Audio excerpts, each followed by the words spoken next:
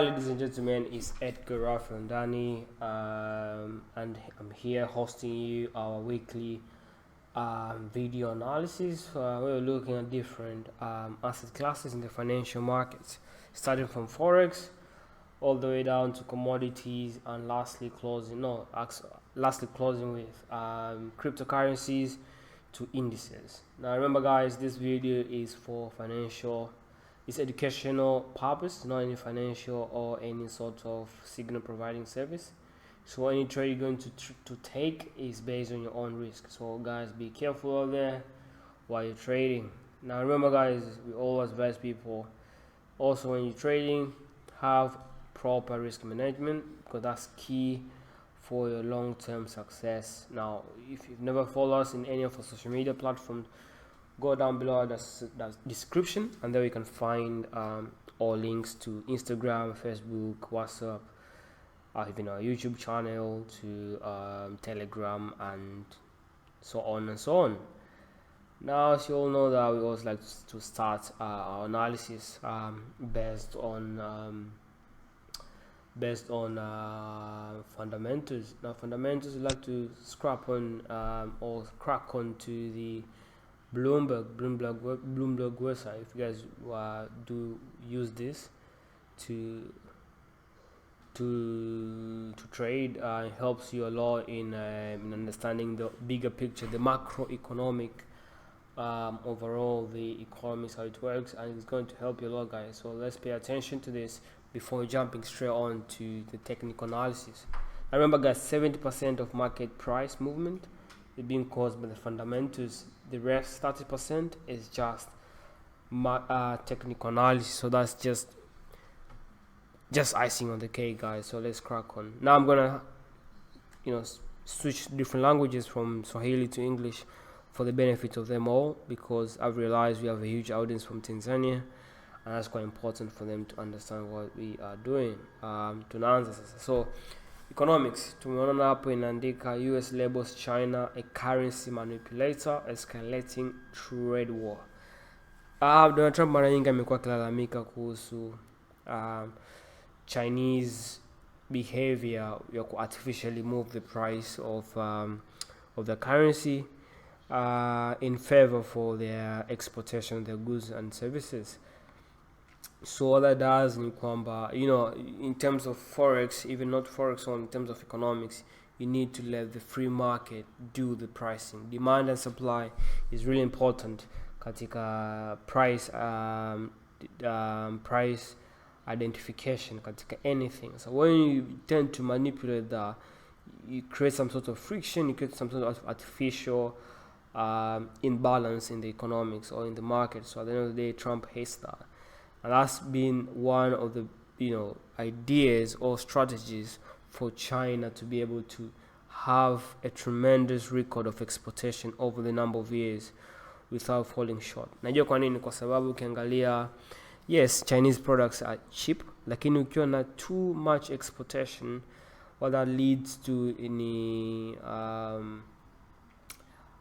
the products, at the end of the day, the country tends to have a lot of foreign currency reserve, and also the economics does extremely well. So as a lot of traders, they buy that currency in anticipation of further appreciation of that currency. Lakini kinachotokea pale ni kwamba China is not the case. The Chinese yuan bado inashuka in value, which is super weird, kwa sababu you want something to fall short based on its performance. No, you want something to do good based on its economic performance. Lakini at the end of the day, Chinese yuan is still going cheaper and cheaper and cheaper, and what that does ni kwamba is just simply they're trying to make sure that the exports are cheaper and make sure that the cycle of exportation is on and on and on. So as you can see, just go to this website, you can see there's my treasury move follows Chinese retaliation for the new US tariffs, and yuan slid past 7 Monday. Trump called out a major violation. So you can see there Trump is absolute anasira na Chinese. So you can see katika tweet here, Donald Trump anasema China dropped the price of the currency to an almost historical low. It's called currency manipulation. Are you listening, Federal Reserve? This is a major violation which will greatly weaken China over time. Do you think Donald Trump has a point? For me, I think totally does. So yeah, so that's one take for our market analysis. So Trump latest trade threats royal assets again, market wrap. Now we have seen a huge market sell-off katika last 2 days based on Trump tweets and Trump sentiment on China US trade war. So what we see katika stock sell off sana. Now we see today was just simply market today kuona baadaye was just simply market correction. Should it go higher than that? Probably yes. Should we see a correction happening? Yes. And if that happens, that will be a kicking starting point to see a huge economic recession coming forward in September or August. Mwezi wa kumi. So Trump keeps accidentally igniting dollar with his trade war. So that seems tells us like even if it's it's tariffs on Chinese exports, tariff conflict boosts foreign demand for treasury as heaven. Winning trade war and FX war seems rather doubtful. So all these are just headlines. We're just all talking about trade wars. Now this one is quite an important one. Having said that, you have gold tops 1,500 as investors seek shelter from gathering storm.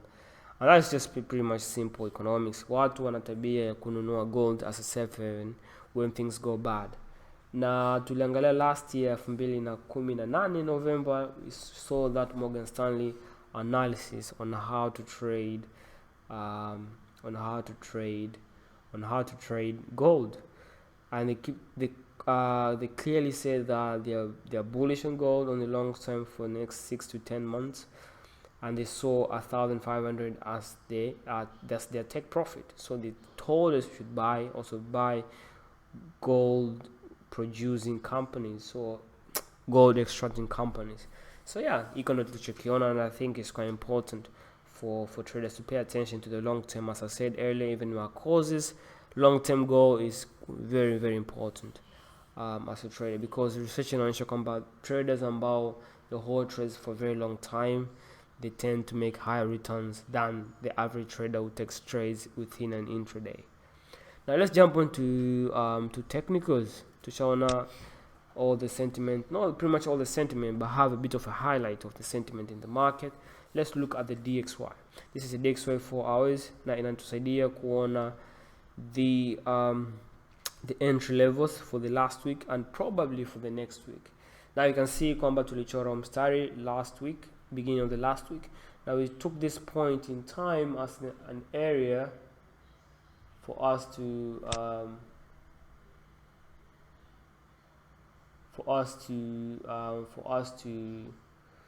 buy. This was our sentiment. We say that the price will come here.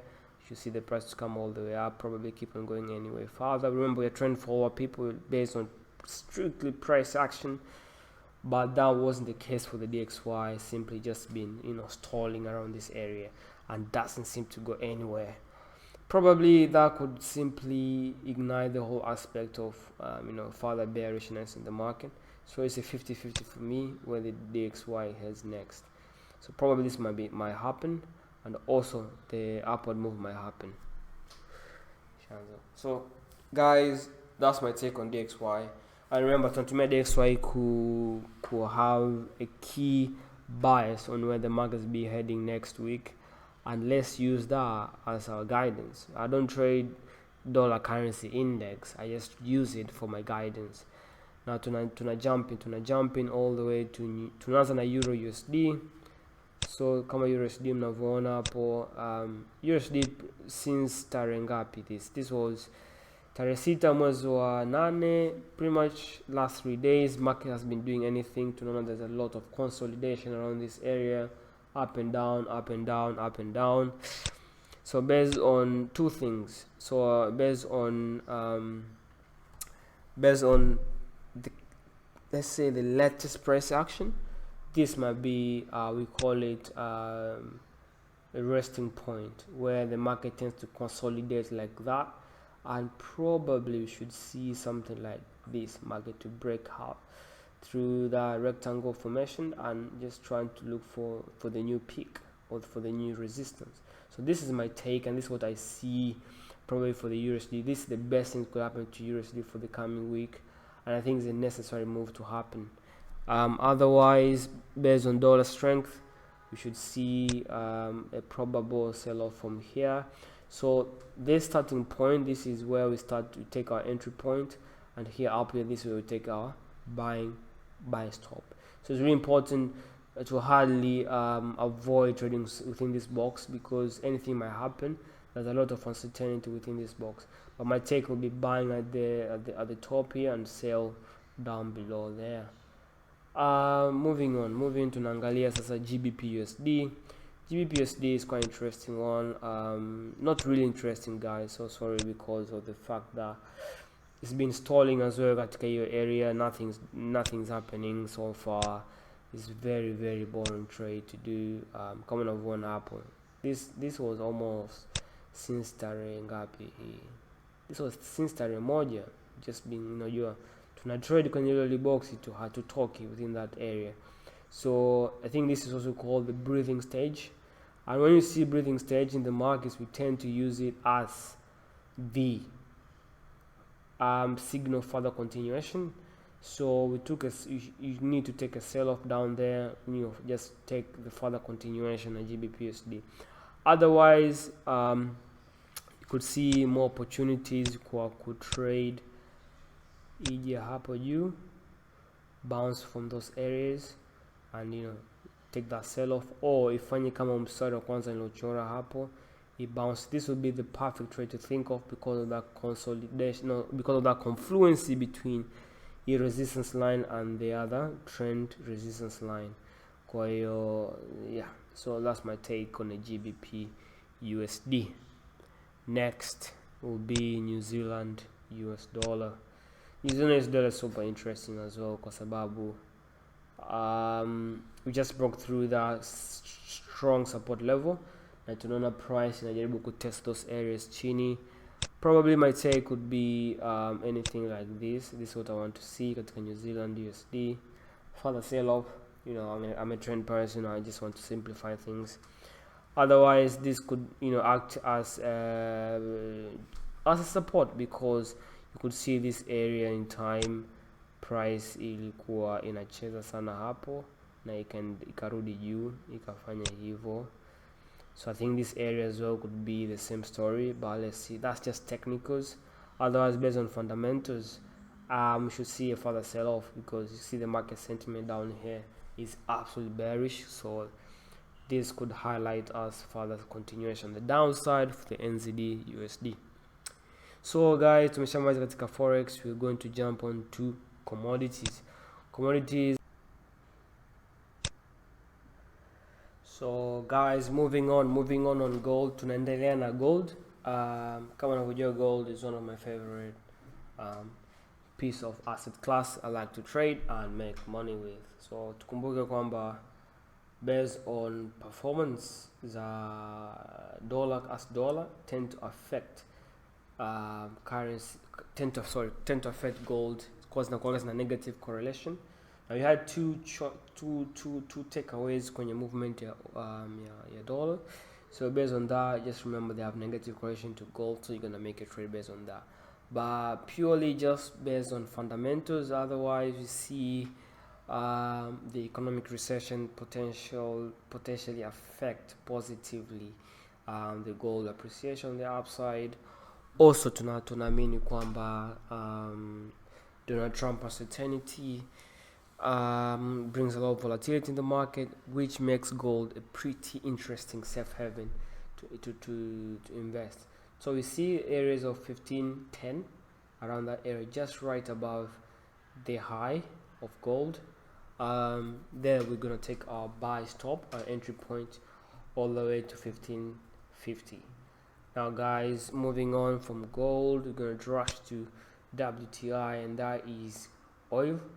Now for oil, we've had really good sell-off, and that correction that happened on 7th. I think that was last 2 days, all the way up to back to 54.598. We're gonna look for a short sale around that area and around that zone, and all the way down to 50.895. That's purely price action, guys, with the help of technical tools like Fibonacci,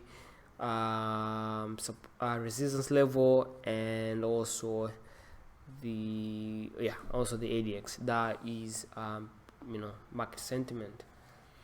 Now moving on to BTC USD, tunaangalia BTC USD, tunaona Bitcoin has higher potential going further high up, all the way to 1298.08. So far what we see right now in kama breathing stage to Bitcoin, so we're going to make that trade based on